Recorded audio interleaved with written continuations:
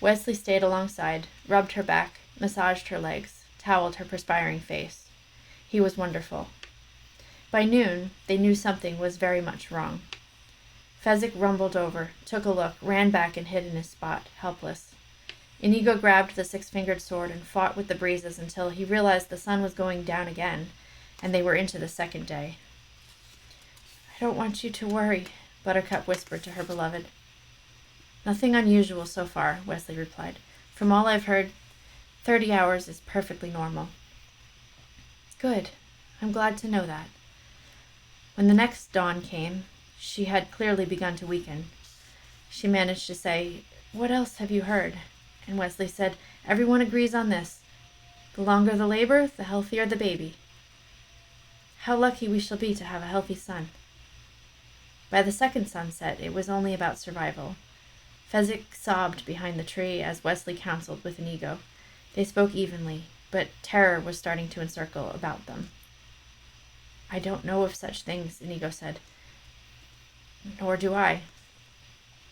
I've heard of a cutting that can save the life. You cut the woman somehow." "And kill my beloved? I would kill whoever tried." Just then Buttercup cried out, and Wesley ran to her, dropped beside her. "I'm sorry to be such a bother. What caused the scream?" Buttercup reached for his hand, held it so tight. "My spine is on fire." Wesley smiled. "How lucky we are. Once that happens with the spine, well, that's a clear signal that our son is about to be born." "The spine is nothing. Not when you get used to it. I have had real pain. When I heard Roberts had killed you, that was hard to deal with. I suffered then, but this..." She tried to snap her fingers, but her body was not obeying her. "Nothing. Inigo and I were just talking about where to go once we are a family. You remember how before I left your father's farm I was thinking of America? That still seems a good notion to me. What do you think?" She whispered, "America. Yes, across the ocean somewhere. And do you know when I first loved you? Tell me." "Well, we were young, and you had just berated me terribly, called me a dullard and a fool, as you did in those days." "Farm boy, why can't you ever do anything right? Farm boy, you're hopeless and dull, and you'll never amount to anything." Buttercup managed a smile. "I was horrible." "On your good days you were horrible, but you could be much worse than that, and when the boys started coming around you were at your worst. One evening when they had all gone away and I was in the barn brushing horse, and you came out humming and silly and said, 'I can have any boy in the village,' and la-di-da. And I went to my hovel and I said to myself, 'That's it. You can keep those idiots for all I care. I'm gone.' So I packed my belongings and I started out of the farm, and I looked up at your window and I thought, you will be so sorry for humiliating me, because I will come back here someday with all the wealth of Asia. Goodbye forever." You really left me. That was the theory. But the reality was this. I turned and took a step toward the gate, and I thought, what value has all the wealth of Asia without her smile? And then I took another step and thought, but what if that smile comes and you're not here to see it? I just stood by at your window, and I realized I had to be there in case your smile happened, because I was so helpless when it came to you. I was so besotted by your splendor. I was so ecstatic to be near you, even though all you did was insult me. I could never leave." She smiled the sweetest smile she could manage. Wesley gestured for Inigo to come closer. "I think we've rounded the corner," he whispered. "I can see that," Inigo whispered back. But they were living on hope, and they both knew they were, and Wesley held her so gently as her breathing grew increasingly weak. Inigo patted Wesley on the shoulder as one comrade does to another, nodded that all was going to be well, and Wesley nodded back. But Inigo in his heart knew this. It was soon to be over. And behind the tree, Fezzik alone gasped, because he knew this. He was suddenly not alone anymore. He began to try and fight it, because something was invading him, invading his brain, and the Lord only knew his brain could use a little help. But Fezzik struggled on because when you were invaded, you never knew who was coming along for the ride, a helper or a damager, someone good or, more terrifying, someone who wished anguish. Fezzik's mother had been invaded the day she met his father, for she was far too shy to approach him and flirt the way Turkish lasses were supposed to do in those days. So she just stood aside while the other village girls swooped him up. And she wanted Fezzik's father, wanted to spend her life with him. She knew that, but she was helpless, so she scuffed away, leaving the field to the braver girls. But then the invasion came, and suddenly Fezzik's mother was brassy, and her temporary new tenant gave her confidence to do wonderful things. So back she went to join the other village flirts, and she outdid them all, with her flaunting smile and the wondrous way her body moved. At least it did that day, and Fezzik's father was smitten with her, and even though the invader left that evening, they got married, and his mother was so happy, and his father only wondered as the years went on, wondered whatever happened to that glorious brazen creature who had won his heart. Fezzik could feel his power going as the invader took control. His last thought was really a prayer, that please, whoever you are, if you harm the child, kill me first.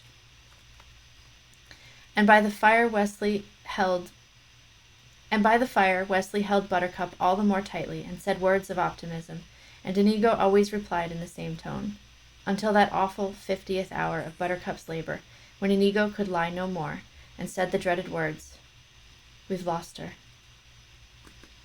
Wesley looked at her still face, and it was true, and he had done nothing to save her.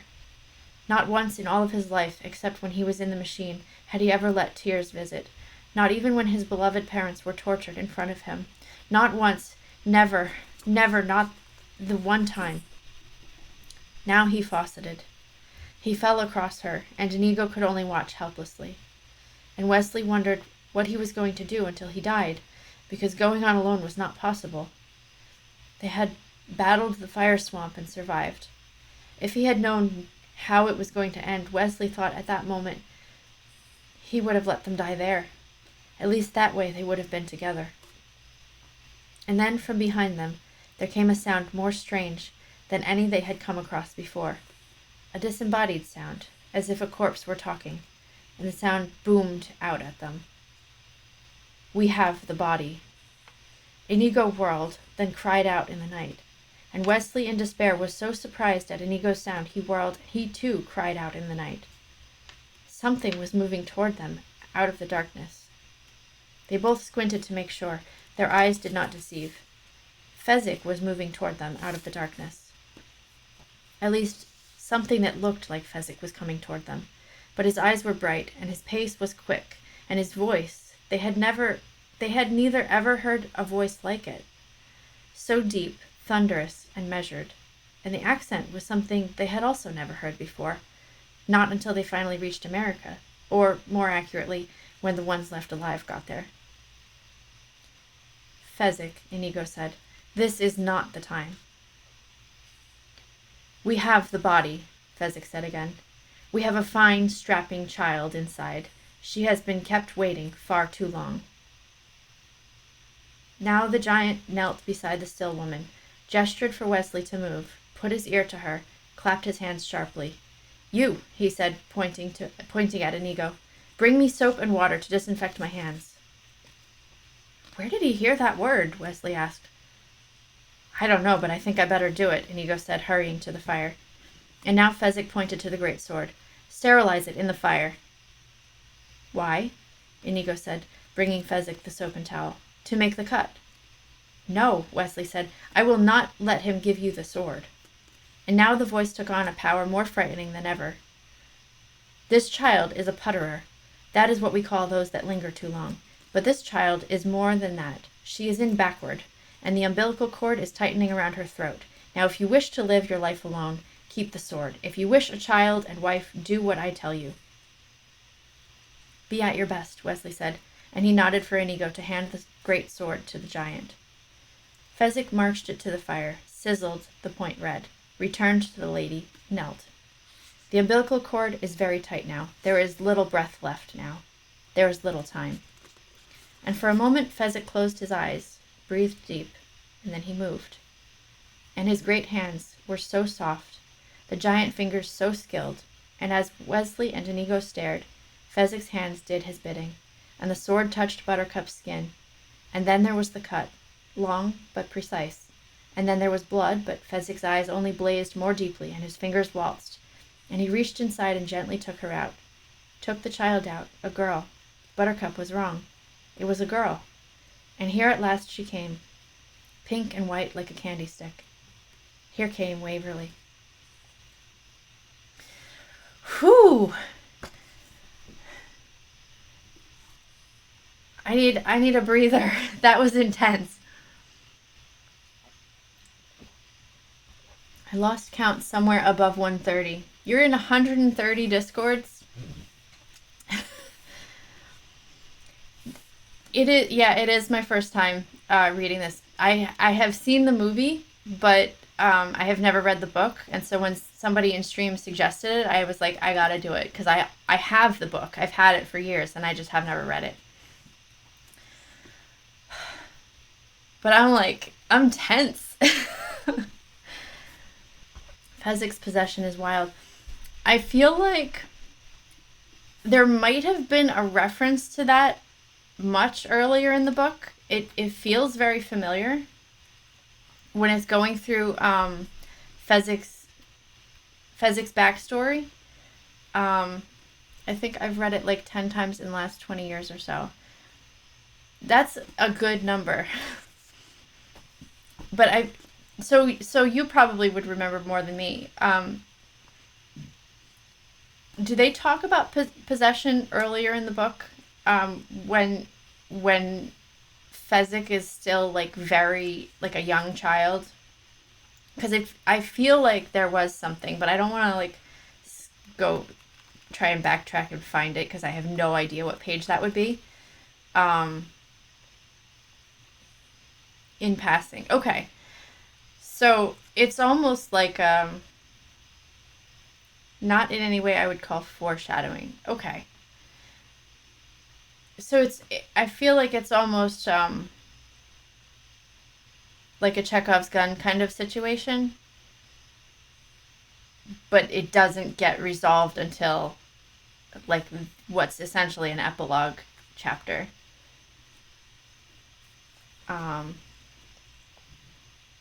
But I really like that. I was not expecting it. Basically, yeah, okay.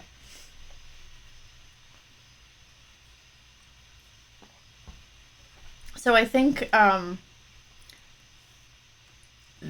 was saying before that the pirates sort of felt a little bit like an expected sort of an expected miracle that came down. You know, they're trapped and they're dying, and there's 50 brutes on the brute squad, and the pirates swoop in and save the day. But I was not expecting Fezzik to swoop in and save the day. I was sort of expecting Fezzik to do the kind of thing that happened in the Zoo of Death, where he just like bulldozes his way through the last door, avoiding the poisonous spider because he just kind of like powers through it. I was kind of expecting something like that. But I was not expecting him to just be possessed and like some innate part of what might be Turkish culture, something just takes over and like fixes everything. I really like the way that came out of nowhere and still felt satisfying. Section 4, Fezzik falling. She was considerably below him at the start. Oh, okay. So now we're back to the flash. We're done with the flashback. We've moved forward in time, I think. Time is a little wibbly wobbly in this section of the book. Okay. She was considerably below him at the start, twisting and spinning from momentum and wind. Fezzik had never seen the world like this, from this high, 15,000 feet with nothing below to break the fall. Nothing, but at the far end, rock formations. He called after her, but of course she could not hear. He stared after her, but of course he was not gaining. There are scientific laws explaining that bodies fall at the same speed, no matter how different the size. But the makers of the laws had never tried explaining Fezzik, because his feet, so useless at finding holds on sheer mountainsides, were unmatched at flutter-kicking in falling air. He cupped his fingers so his hands were perfect hollow mitts, and then he set to work, swinging his arms and fluttering his feet so that if you tried to watch them, you couldn't, and then Fezzik strained still more, and the distance between them began to close. From 100 feet to half, then half again, and when he was that close, Fezzik called out to her.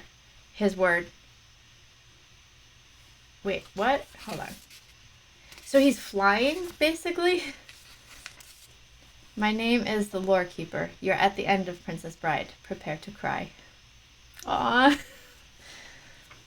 I definitely was feeling Wesley's pain. Falling with style. Okay.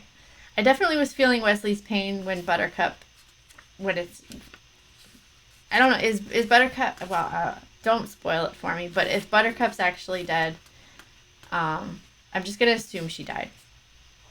But that almost got me. I was, like, emotional about that. Okay, so he's falling with style. He's not actually flying, but he is gaining on her. Hi there. Thanks for joining our book club. If you'd like to join the conversation, I would love it if you would leave us a comment. And if you'd like to see more, check out the playlist.